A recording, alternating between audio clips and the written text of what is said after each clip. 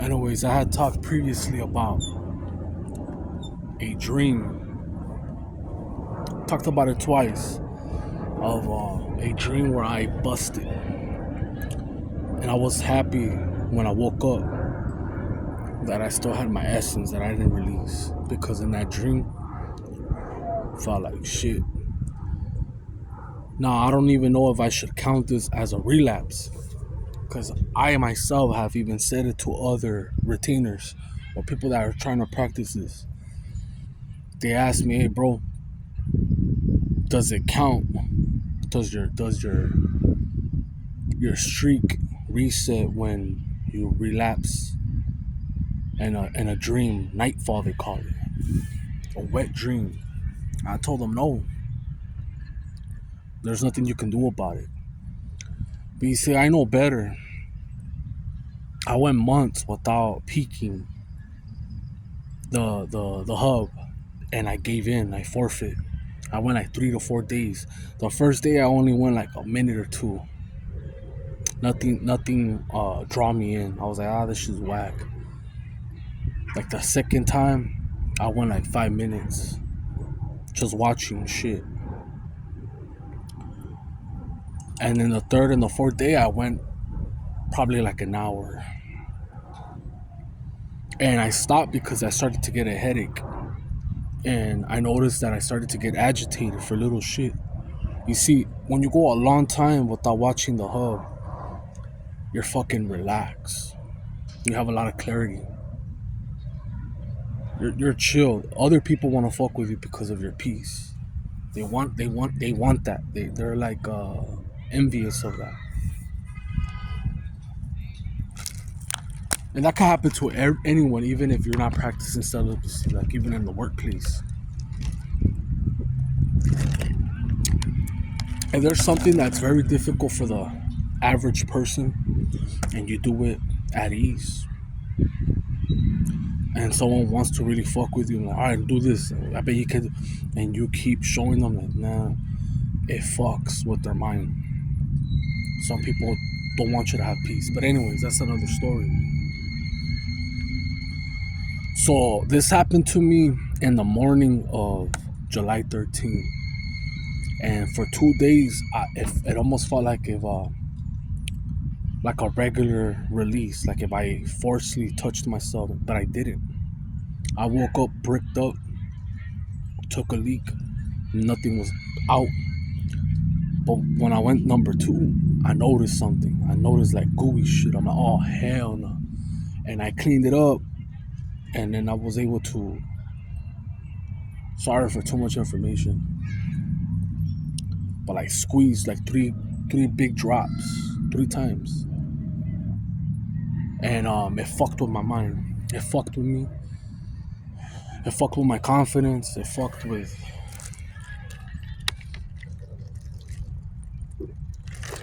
it actually hurt my back. The mid to my top side of my back, my shoulders. I felt the cognitive, like a slowdown, like my memory. It's been affected since. It's gonna come back. It's all good. I know it's been gonna be 5 days. And another reason I knew something like that was gonna happen. Remember, guys, I didn't force myself. I didn't touch it. I didn't intentionally go and boom, boom, boom, boom. I didn't do that. But I'm so sensitive because it's about to be 2 years, July 23rd. Now, here's something that is private, but I don't give a fuck. I thought about it. I wasn't gonna share this. I don't know if it's just a dream or these motherfuckers send that to me. But I had a dream the day before it happened to me. So this was the 12th. The 12th or the 11th. I had a dream that I went to this bodega and I needed to use the restroom real quick. And I went through where like the trucks, where the trucks back up. I walked up the stairs, took a leak, and then I came out through another side where, like the correct way, where forklifts go down, and I don't know how to explain it, but it's like a big ass door where, they could shut up or down. And I'm walking, and I'm trying to get to my car fast because this is a previous job that I had where I had a problem, an altercation with this older dude. His daughter was really feeling me. She was 304, but we clicked because she had daddy issues. That fucker had like 15 kids, and he's not there for them. And so she smokes and does all types of shit and gives it up. Tries to leave the house, but no one has taken her seriously to take her as a, like, how do I say it, like a real female, like a real dime, like a baby mama, or marriage material. No one has offered her or taken her in. Like, all right, I'll take care of you. Cool. They're just using her. They're just hitting it. She's not bad. She's short. She's cute. And you could see the trauma and the manipulation tactics that she tried to use on me. It was like real weak. The game was weak. She tried to even use other dudes to get me jealous. She's like, "I'll try to get." Didn't work. It's like your game is whack. And that's the thing about retention. You see shit before it happens. So I had a problem with her dad. She was throwing it at me, and he was getting mad. And it's like, "Dick, I already told you your daughter, and she wants dick. She wants dick, dog. You know." So he started a smear campaign, and says he can't fuck me up. He can't do shit. He's like, "I'll try to get some other dudes." And I went up to one of the dudes by myself. He had every chance to say, "Yeah, I said that. What's up? Let's get that." I told him, "Hey, fool.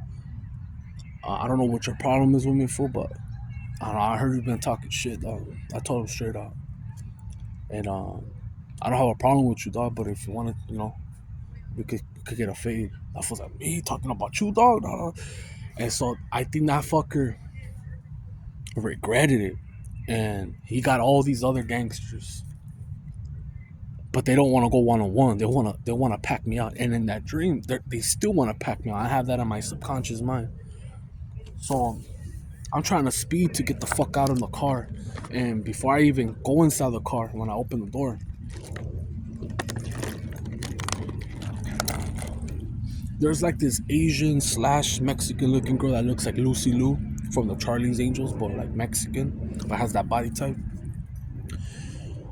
And she comes with like this gay white boy. Like, "Hey, dude, stop. She wants to talk to you." And I'm in shock because I know I don't know that it's a dream, but now that I look at it, it's a dream. But she's supposed to be the daughter. The daughter didn't come out the way it was supposed to in the dream. That's the daughter. So she gets in the back of my bucket. Like, she opens the door and goes in back, and she's like, "Hey, dude, I miss you." And she's like, "I want you to move in with me. You're gonna help me pay the bills, all this bullshit." And she was getting real sexual with me. And in that dream, I have 501s. And she goes towards my pipe or her mouth, and I'm bricked up, and it's like she's sucking out my energy. Like, I feel like a little wet down there, and I'm like, "What the fuck's going on?" Like, and so I get out the car, and I'm spooked out. And some chick from high school that I haven't seen in years tells me, "Hey, but that's what you wanted, right, bro? Like that, like you want to grow, right?" And I go, "Yeah, but not like that. Like, not coming at me that strong. Like, she's already trying to move in with me. She's already talking about paying bills, moving in. Like, what the fuck?" I tell her that, and I see a tarot reader that I used to follow. It's pretty good. Not gonna say his name. And he's sitting down on the floor, and he's taking out cards, and he's asking me questions. It's like if he was reading me the whole time, and he's telling me, "Okay, so how long have you been celibate?" I tell him, How long have you been on the street? I'm answering everything, and I'm answering with like pride and confidence. Like 7 years celibate. I'm on this street. Da da da. Da. No drink, no smoking, no drinking, and then I wake up. But before I wake up, I hear this like buzz, like this buzz, and it's going through my body like a. It sounds like electrical. It felt weird, like it, like it's just fucking weird. And I woke up and I was like, "Fuck!" She tripped me out. I rebuked it.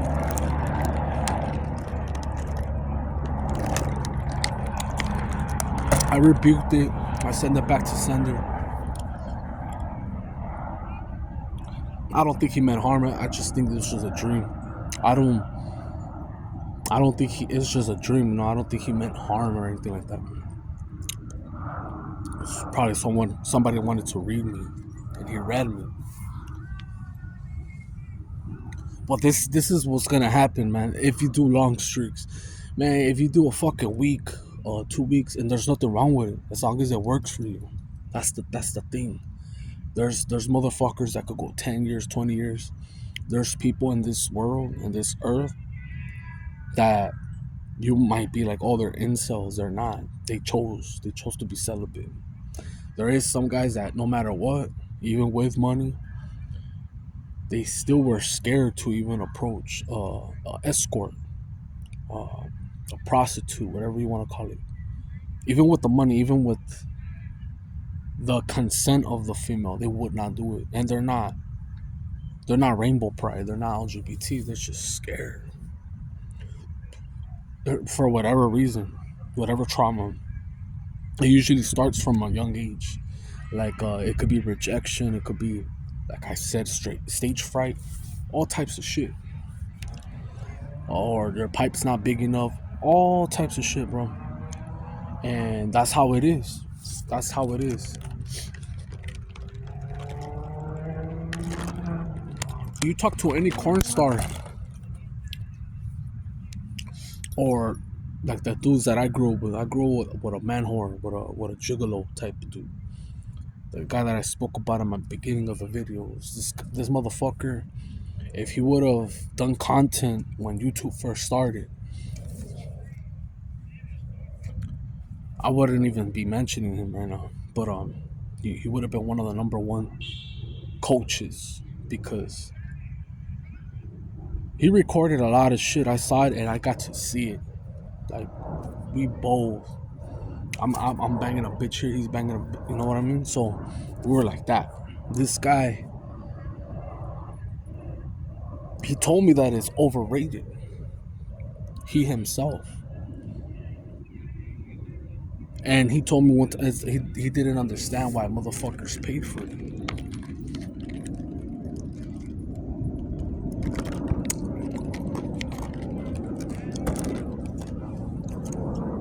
All I could say is that the guy, he was a master manipulator. He was a narcissistic, whatever guy. But he always kept his swag on point. Always had a haircut, a fade, nice clothing, smelled good. Even if he had a bucket or a cool car, a proper car, he always kept himself looking decent and good enough. And I mean, I'm not telling you that might work for you. Some people have to put in more work than that, but that's what he did. That's what I saw. It was more masterminds. He was really good at texting. But he told me himself, just like my cousin that I don't get along with, he told me money is overrated. He's not happy. He makes a lot of money. Lots of money. He has a black card. And he has a house. He has a boat. Like not a real big ass boat, but like a little ass boat. And I don't know if it's because he took that fucking vaccine, I don't know. Or is it from all the soul ties? But he told me one time, yeah, bro, that shit is overrated. This is It's not what you think.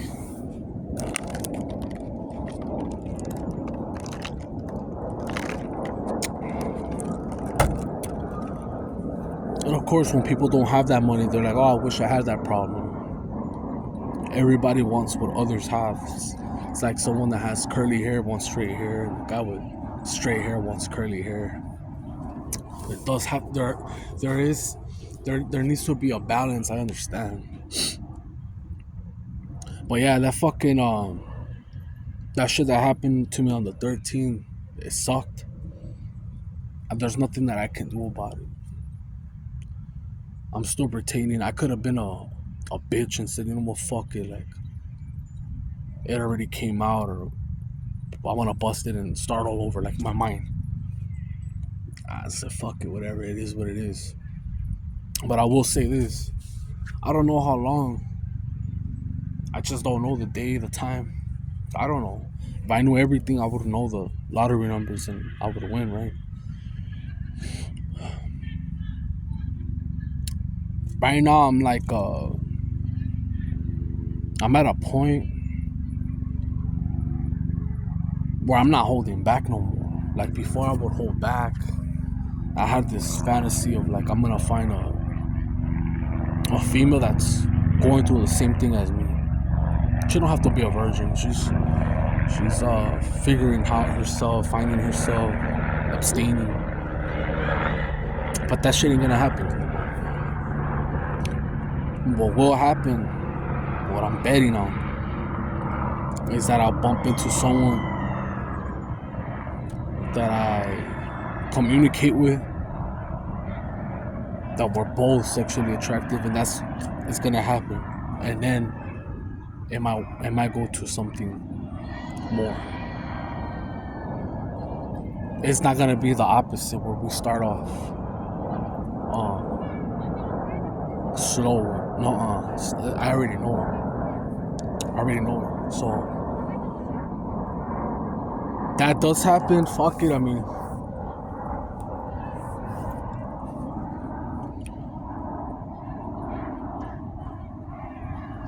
I don't go out there like fucking how do I say it? How do I say it? I've trolled here online, man. I don't mean it, but I don't go out there on the prowl like how I used to. On no thirst shit. Like, hey, how you doing? You know, introducing myself. I don't go for the thirst traps. It's just there's some like there's sometimes this type of situations or communications situations you come with that you can't ignore, that you can't be like, oh no, I don't want to, like, you know what I mean? It's like, it's just, man, it's right there. She made it easy for you, you know. Fuck it.